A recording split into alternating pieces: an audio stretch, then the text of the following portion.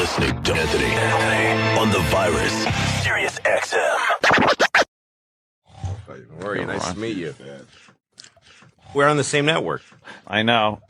Unbelievable with the Sons of Anarchy. That show was so good. I don't fucking know. In the same place. That's stupid. That's crazy. One of my favorites, I got to just bring it up real quick, Alien. What was it? Resurrection. Yeah. Yeah, that was good. No, that was one of the franchises I managed to close down. I went through a spate of that. I closed down a lot of venerable old institutions. Star Trek, they never made another one of those. That was done. They had to reboot the whole. This is probably more public service than anything else, was I closed down the Police Academy franchise. Wow, You're on the really last did one of that. those? I take personal credit for it, too. But look at what you're doing with, like, Hellboy. People love Hellboy. I closed that one, too. I liked it. Jesus Christ. Thank you. You were in the island of Dr. Moreau. How nuts was Brando to be around? Brando was actually he was like The Rock compared to some of the shit that was on that set. That's one of the weirdest movies I ever saw. That was like, After Heaven's Gate, the biggest clusterfuck in movie history. Really? Yeah. Did him and Val Kilmer not like each other? There was something between him and Val Kilmer? I really can't comment. One of them is still alive. Yeah, that movie just started feeling like you were just hanging around that island after a while. You actually felt like you were there? You should have been there. It was. I mean, they actually hired me. I was really in essentially one scene and then a couple of little pops, and I was, my deal was for 3 weeks. I ended up being there for 4.5 months. Oh my God. And, at one point I just turned to the director and said, what the fuck is going on? And he goes, well, and it was the great John Frankenheimer, one of his last assignments. The great late John Frankenheimer. But he was like an old school dude, just completely like not part of the 21st century at all. And, although this was the early 90s, so he was entitled, I guess. He says, well, Marlon says, give it to the guy from Quest for Fire. I said, give what to the guy? He says, every one of Val's lines. Just give it to him. The guy from Quest. That guy can act. So I said, I may be here for the rest of my born days, right? He goes, possibly, Ron. Oh my God. You're in Season of the Witch. That's true. Is the new movie that's coming out. Nicolas Cage. Right. Nicolas Cage. What a movie machine he is. Jesus Christ. He makes a lot of films. He does make a lot of goddamn Guy's got to be films. pulling in $300-400 a year. Perhaps what an edge. He seems. You think that much? I think he's working on 3 right now. He's going to start doing them live after a while. No, that's me. I'll come to your house if you can't go to the theater. I'll do the whole fucker. I play all the parts. When is that opening up? It opens Friday. Friday? Friday the 7th, yeah. And who are you? Who are you in that? I'm his buddy. Oh, really? Is this a stretch? It's a buddy film. It's a lot of things. It's but essentially, what was most attractive to me was that he and I are these two warrior knights in the Crusades, and we've been fighting kind of shoulder to shoulder for like 12.5 years, and so. It's on that level. It's a buddy movie, and then it's kind of like Bing Crosby and Bob Hope road picture. On the road. We are all things to all people. And then there's a little witchcraft, a little this, a little that, a little song and dance. When you got into acting, did you think because you have become kind of this action star guy? Yes, at 60 I turned. Was that 60? Just when I can't do anything about it, they actually want me to run up hills. Oh, Jesus. Yeah, because I've noticed over the years, like at first, early on, you weren't really cast in the action roles, and now a little later in your career, I guess. Well, everyone else has died off. Is what's happened. That's what it is. So If you they're hang out giving long you the enough, parts. yeah. If you hang out long enough, you're the only one that's left on that list. You know. And you were like one of the most well-known, unrecognized people on Beauty and the Beast years ago. Yeah. When you're on that TV series. How was that? That must have been, was it frustrating for you? No, actually, just the opposite. You know, Yeah. I mean, I you know, you see guys like Nick Cage really have to give thought to their every movement. You know, they just, you know, and I'm at the, you know, the Gelsons in LA at, you know, like, you know, 2:00 in the afternoon and no one cares. You know, I can go anywhere. I can just, to this day, and do anything. I have never had to make an alteration to my, you know, sordid lifestyle. You're pretty recognizable, though. Jesus. Well, yeah, I think the FX show, you know, which is the same Sons of Anarchy, Louis on, has magnified the profile. But, you know, I mean, I was able to basically move through life, you know, unfettered, cause just nobody gave a shit.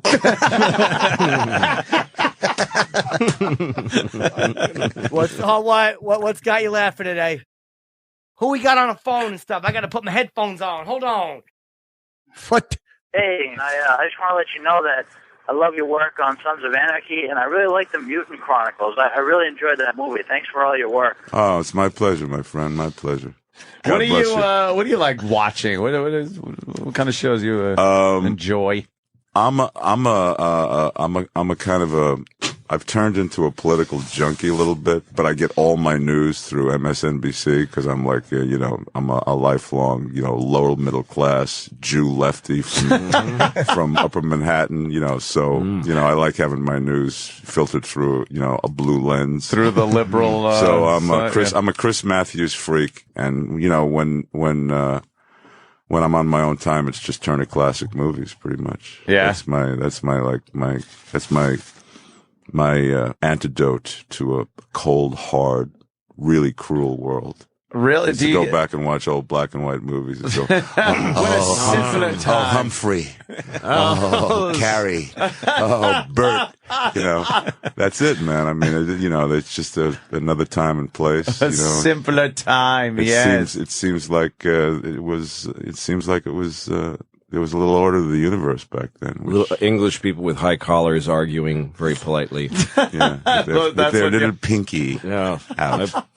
I was watching one of those movies, and there was these English guy in trial for murder, and the lawyer's supposed to be a brilliant, arguer or whatever, debater. You're better than me. Yeah. And he's like, "I put it to you that you murdered her," and the guy says, "I put it to you that I didn't." I put it to you that you did. And everyone's like, ooh. A lot of people are putting it to a lot of other motherfuckers. Got some people booing that you said MSNBC. Politics will absolutely divide. Yeah, but it's like a going for sports the throat. team now. Fuck the Red Sox, Boston. Stupid. Yankees, Red Sox. Yeah, because ask that guy, why don't you like it? Well, because just liberal. What is it about liberals you don't like? Just because just bashing Bush. No, he's not even president anymore. Yeah, but liberal. It's just the same. And it's the same on the other side. Why don't you like Fox News? Just because just conservative. Also, Just like all of a so sudden, conservative. it's just like, yeah, you just went gay when he talked about No, it's California. It's not gay. Just conservative. I slip into that all the time myself. No, I do too. Are you involved politically at all in any? Just in my anything? living room. Just in your living room, your armchair I yell kind and of. scream. I mean, I'm very politically involved in my car. Yeah. Oh, okay. So you could yell Right. and scream. Do you check in on what the other side's talking about and doing? Get yourself Absolutely annoyed. not. Absolutely not. No? Really? No, I just don't. I don't give a fuck. It's all poppycock to me. Is it? What do you think? Does it affect you in any way? Do you really think it affects you in any way personally? Who's in charge? Like now, today, as a matter of fact, you know, the Republican House is going to be sworn in. Do you think that is going to affect you any way, shape, or form? Yeah, they're not swearing in anybody else because just the Republican House. Just the Republican House. Do I think? I actually do. I really do. I really do think that that government plays a role in and in people's everyday lives, you look at things that are historic, landmark, sweeping legislative victories. Like the Civil Rights Act and Medicare and Medicaid and all that stuff. And even the abolishment of slavery, which were things that really affected the whole sort of not just spiritual, affected the South, but a little bit.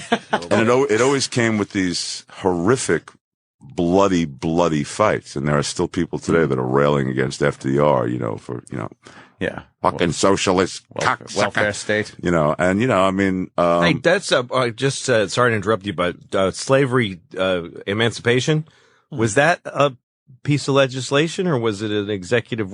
How did he? It never occurred to me. How did he do it? It ended up to be an amendment to the Constitution. It was an amendment to the Constitution because the original Constitution allowed for slavery, and in order to, the Civil War was the execution of the unearthing of the illegality to secede from the Union, number one, and number two, then they needed to add an amendment to correct the. So how do you when you put an amendment, Congress has to do that, right? Or Congress has to do that. The vote has to be a huge lopsided vote or something. Some guy just sneaks in the middle of the night and writes it and goes, "No, that was here." That was here. You didn't see this? In fact, John Boehner was in office back then. Some actors really get on board. Like Sean Penn is going down there and meeting with Chavez, and he's always going over the Middle East, and he's consistent. I don't agree with him, but I'll say this: he's a very consistent guy. He is consistent, and he's a fucking amazing actor. So it's like I love his work. He's a guy who I find annoying, but I love him so much. His work is so good. It's like you can't not like the guy. Yeah, because some actors that are into politics, it seems like they're just trying to find more lists that they can get on. Yeah, I think that there are people who spend their lives, professionally doing that, and I have a different life choice professionally, and it's not. I also think that it's not necessarily helpful when entertainers get involved in things that they shouldn't. You see some of these like guys that appear before Congress to testify about, their pet peeve. And that kind of rubs me the wrong way. Yeah. I don't think that helps. Yeah. I don't think it's helpful. I think the best thing I can do for somebody I support is stay as far the fuck away from me. Yeah. Because, what happens if they don't like, a movie I did? Yeah. That guy's going to lose votes. It's an awful way for a cause to get shut down. Yeah, exactly. Because Police Academy 8 stunk so bad. Yeah, fuck the unborn. That movie stunk. That's right. So I just quietly. Well, there's a reason I have a lead by example bumper sticker on. That's the way I feel. Jimmy's disgusting me today. Are you getting a lot of bikers getting in touch with you and stuff? Are there some frightening people that you've met because of Sons of Anarchy? Oh my God, yes. Yeah. Yeah. They're frightening, but they're showing us a huge amount of love. Yeah, I don't doubt it. Are there any that don't like you? Or are there any that feel like that's not the way we are, man? No one has emerged. I'm sure there are people sticking, pins in dolls, Ron Perlman dolls, Hellboy dolls, I've actually, we only work 5 months a year, which is the beauty of working on FX. You only do 13 episodes, so you have a lot of time to do other stuff. And between the second and third season, I was like all over the United States doing various other projects. And every time it became known that I showed up in like Albuquerque or Illinois, something like that, I would get a message, the guys want to sit down, and have a little sit down. Oh, shit. And I go, yeah, let me give you a call. Yeah. So I've yet to take advantage of it, but flight out of there. That's when you realize how insignificant what the New York Times has to say about your work is. Yeah. Well, But when the bikers actually endorse you and say, we're not that thrilled that there's, you know, they're outlaws essentially at the end of the day, and they'd rather stay off the grid and off the radar. But they have shown us a huge amount of support for how nuanced the show is, and how, you know, that you don't stereotype it and just paint a typical picture. That we're, you know, because pretty much every time you've seen anything with bikers, except for like Easy Rider, which was like not really a biker thing, it was just two guys on bikes, but it's usually pretty superficial. It's usually just like, you know, they use the world, you know, for ends that don't really service the world or that stereotype the world. Right into a town. Yeah, Rape, do you remember pillage, Joe leave. Namath made a biker movie? Oh, damn. CC Rider. CC Rider. He made the biker movie. And they show him walking through a supermarket and like grabbing a milk carton and drinking it and then throwing it on the floor and just crazy. like pushing people around a little bit. He was crazy in that. This show is so good though, and I don't keep up with anything regularly. I can't keep. I you know, I just don't have time, and I've got kids and stuff. But Very busy man. every time it comes on, every time I see it, I think I can't, because a lot of dramas are too intense and too involved. And you'll see guys talking and the scene's like this low talking. Cyrus wants to meet on Tuesday, but do we have the chips to, you know, leverage him? And I'm like, who the fuck are you people talking about? But when I watch that show, I watch for 2 more minutes and then I'm like, wow, they got to get Cyrus to meet. What's going to happen to him? I hope Cyrus doesn't decide to be a no-show. Yeah. Do you ride? Do you? I don't ride well. I'm not that guy, you know. It's funny because there's the whole rest of the cast that just loves the bikes, and then there's me. That's just not big an on actor playing a part. Yeah, but you have to ride. You have in certain to ride. scenes. You Yeah, have to ride. Are you like, let me go straight, and then could you get someone in here to make the turn for me? Well, they hired me to do this part while I was doing a movie in Romania. So I literally for the pilot, and which segued right into the first season of filming, I got off a plane on Sunday night and on a Harley Monday morning. and those are heavy bikes to start on. Yeah, my bike is just shy of 1,000 pounds. So Did you regret You didn't riding get to motorcycles under special skills on your resume? yeah, I did. That and horseback riding. I pretty much lied about whatever you can think of. The only thing I really never lied about was the knitting. It's hard to fit that into the show. I've never done a movie about knitting. All these years, I just took so much time out of my youth to learn how to purl and whatever. Anyway, so the first season, you know, you'd see me pulling out in a really dramatic fashion, and then you'd see me pulling in.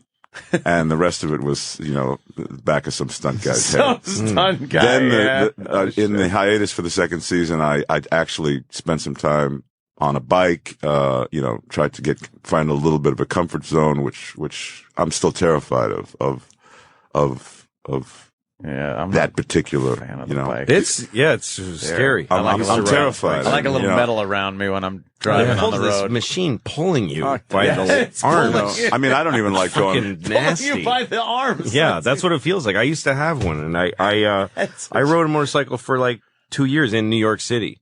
And I was too. never totally unscared. I was always a little, I wanted really badly to get in an accident that wouldn't hurt me. Like that was my fantasy. And it's exactly what happened to me. You And can't. so I could say, oh, I don't like it. Just can't be on alert that long. No. every day. Can't scratch you your can't nose. have like this. No. You know, sometimes when you're driving your car, you could just kind of drift off a little as long as your peripherals are working. On a bike, it's just like constant fucking on a state No, of it's alert. like I was in a helicopter once going to doing a show in Western Pennsylvania, and the guy, he's just holding up the joystick with both hands.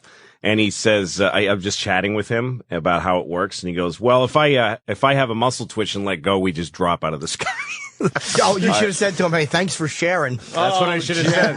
That would have been a lighthearted way to show my fear. Many years ago, I was going to do a film about like these Long Island bikers. So I took this like safety course, which you're required to take first to learn how to ride the bike, but then you got to spend all this classroom time because you got to take the written test because you got to get the license, et cetera, et cetera, et cetera. So we walk into the classroom experience, and the first thing the instructor says is, "Who here can say what the percentage of people who ride a bike get into a crash?"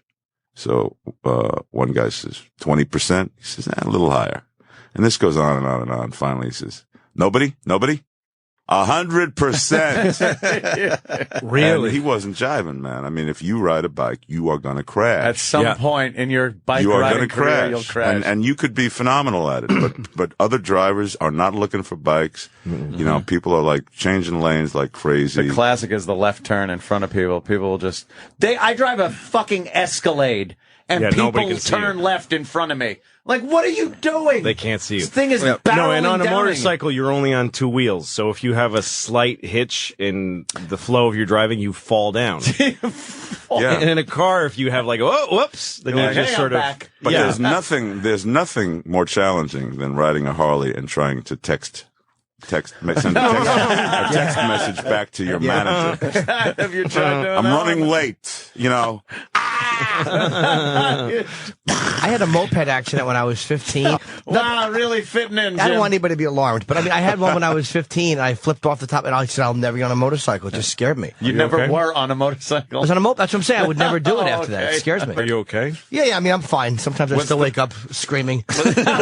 Was the motor running, or were you in pedal mode? Literal fucking asshole I am. I almost answered you. No, the motor was running. All kidding aside, I shouldn't joke about this. I really am a Better than a jizzbag. motorized vehicle that you can also pedal. Hold Yeah. on, Ant. I'm going to go to the phones. Hey, Ron, just want to say love the Sons of Anarchy and all your work in some of the other movies. My question is, honestly, how big are Katie Seagal's cans? Are they really as big as they look? You know, I never looked. never even I never looked. It's just about the eyes. Of course. It's all about, eye to eye. What do you think, John? Yeah, what do you think, John? Extremely large. I'm just wondering if I could get a size or something like that. Go to katieseagal.com. Yeah. And there's a little a column on the left which says measurements. You have to log in. I don't know. I'm trying to save my job here. It's a Jeff. funny thing to ask. That girl looks like she's got big tits. So I got a question. Does she have big tits? Does she? I know. I mean, I see her and her tits are really big. So are they big? I just want to know if her tits are big. We don't. I will say this, John. There's no CGI on the show. It's all Deal with that. digital video. You're listening to Anthony. The New York Yankees. I mean, I go back to when Red Barber was doing Yankee. I don't remember games. Red Barber. Red Baba here. Yeah. It was Frank Remember Red Messer, Barber? Bill White, and the Scooter. Yeah, no, well, that's like 70s. for me, like third generation. It was originally the Scooter was just segueing into being an announcer. He had just stopped being the shortstop. Oh, Wow. pre-money store. Yeah, in fact, they hadn't invented cleats yet when I started watching Yankee games. That's not true. No. But anyway, Isn't that distressing that we all went, really? yeah. Really? But it was Mel Allen, yeah. they'll never be the better voice of the Yankees. Mel than- Allen. This Week in Baseball is where I know him from. I didn't know him was a Yankee announcer. Yeah. He was the Yankee announcer through my entire, because I started watching games during the real heyday of the franchise, which was in the 50s, which was the entire career of Mantle, most of Yogi Berra, Whitey Ford. How fucking old are you? You're not that old. You're in really good shape. Yeah. For what Yeah. you remember. Yeah. Those memories grew up- usually fit inside of a really disgusting bag of shit. I know. Huh? Yeah. What a bunch of queers we are. Really? You saw Scooter play? You have a great body for that. My first game on like 1952. Yeah, I think that's why you got your action films later in life, because now that you've gone gray and your whiskers look hard beaten, it's more interesting to see you chomping a cigar and fucking with somebody, like looking, you know what I mean? Yeah, you want to see a guy that looks like this. It's got the copper in his blood has started showing in his hair a little It's bit. like it's more interesting. He's got the look where he has the experience of fucking people up for a lot of years. Exactly. Whenever Leonardo DiCaprio balls up his little fucking boy fists and punches somebody, you see the guy who reel back. You're like, nah, he didn't hit you that hard. Yeah. I want to see Ron Perlman fucks. You know, he's one of those guys who you could actually believe that he could just turn your head and kill you. That thing. That snap. Yeah. Head I want to see a snapping fist that's been holding cock since the 50s punch somebody. That actually didn't start till 61. All right. But after Mantle had already. Once Mantle was gone, it was just me and my cock. Wow. Season of Ron. the Witch. It's in theaters this Friday. And FX, Sons of Anarchy. Great show. It's a great show, absolutely. And, of course, all our other wonderful Ron Perlman gems that we love so much. Thank you he so says, he ruined the franchise, but I love that goddamn Alien Resurrection. Yep. And I think, you know, at that point, the franchise was done anyway. I don't think you had anything to do with it. You played a badass in that. I like that. That was a good one. Thank you, man. Thank you very much. Sirius XM, the virus. You're listening to You're listening to Opie. So true. Fucking honesty. I love it. Holy shit. Hey, we It's got a little too early in the morning to lie. you know what? More of that. Let's say hi to Bill in Boston. Bill.